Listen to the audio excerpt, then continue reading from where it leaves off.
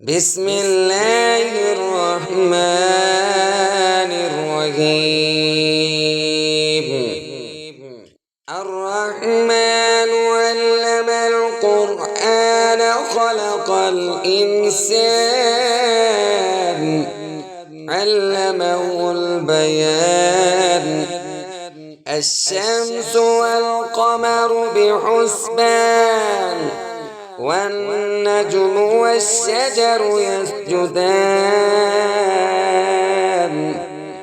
والسماء رفعها ووضع الميزان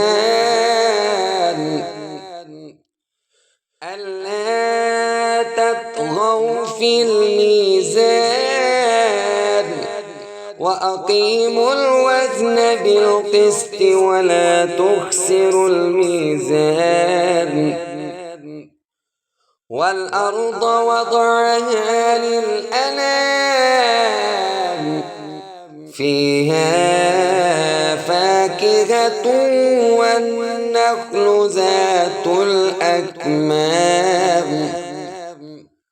والحب ذو العصف والريحان فبأي آلاء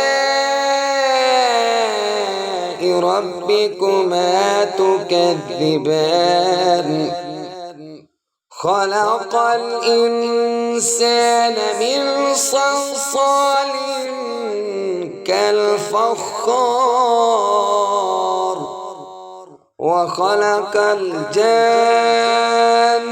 من مارج من نار فبأي آلاء ربكما تكذبان. رب المشرقين ورب المغربين فبأي آلاء ربكما تكذبان. مرج البحرين يلتقيان بينهما برزخ لا يبغيان فبأي آلاء ربكما تكذبان. يخرج منهما اللؤلؤ والمرجان فبأي آلاء ربكما تكذبان. وله الجوار المنشآت في البحر كالأعلام فبأي آلاء ربكما تكذبان.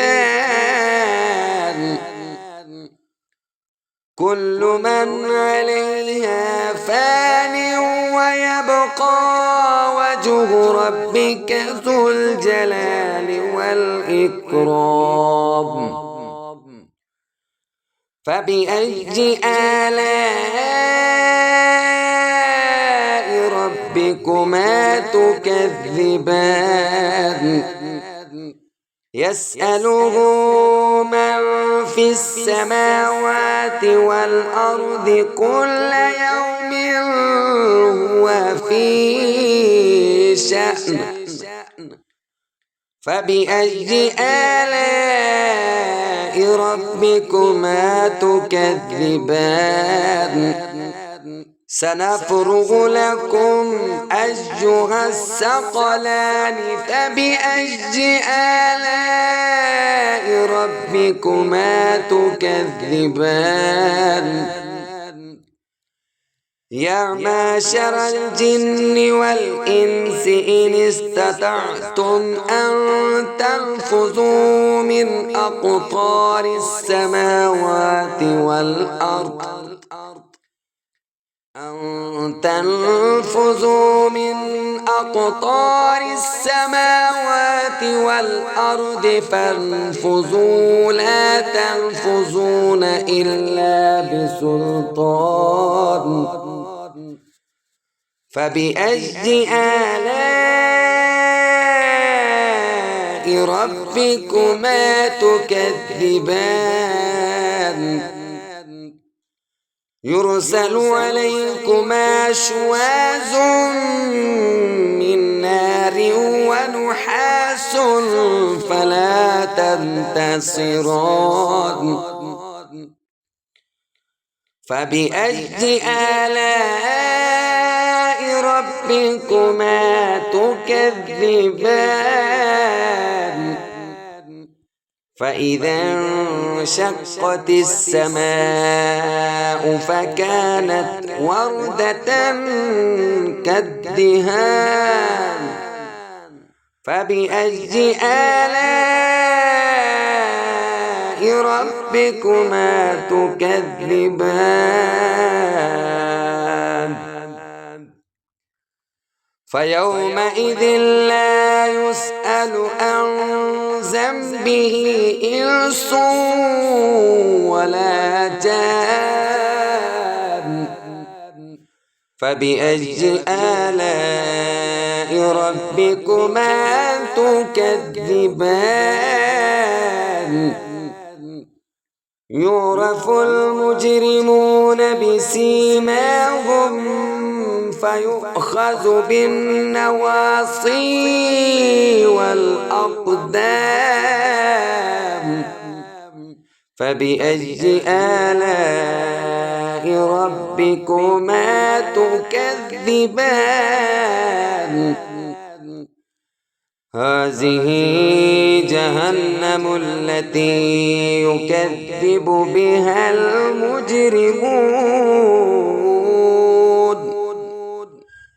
يطوفون بينها وبين حميم آن فبأي آلاء ربكما تكذبان ولمن خاف مقام ربه جنتان فبأي آلاء ربكما تكذبان ذواتا أفنان فبأي آلاء ربكما تكذبان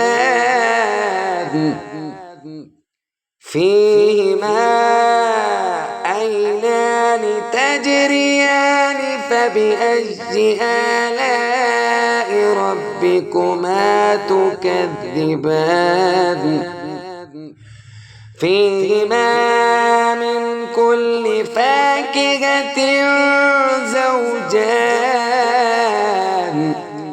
فبأي آلاء ربكما تكذبان متكئين على فرش بطائنها من استبرق وجنى الجنتين دان فبأي آلاء ربكما تكذبان فيهن قاصرات الطرف لم يطمثهن إنس قبلهم ولا جان فبأي آلاء ربكما تكذبان كأنهن الياقوت والمرجان فبأي آلاء ربكما تكذبان هل جزاء الإحسان إلا الإحسان فبأي آلاء ربكما تكذبان ومن دونهما جنتان فبأي آلاء ربكما تكذبان مدهامتان فبأي آلاء ربكما تكذبان فيهما عينان نضاختان فبأي آلاء ربكما تكذبان فيهما فاكهة ونخل ورمان فبأي آلاء ربكما تكذبان فيهن خيرات حسان فبأي آلاء ربكما تكذبان حور مقصورات في الخيام فبأي آلاء ربكما تكذبان لم يطمثهن إنس قبلهم ولا جان فبأي آلاء ربكما تكذبان متكئين على رفرف خضر وأبقرج حسان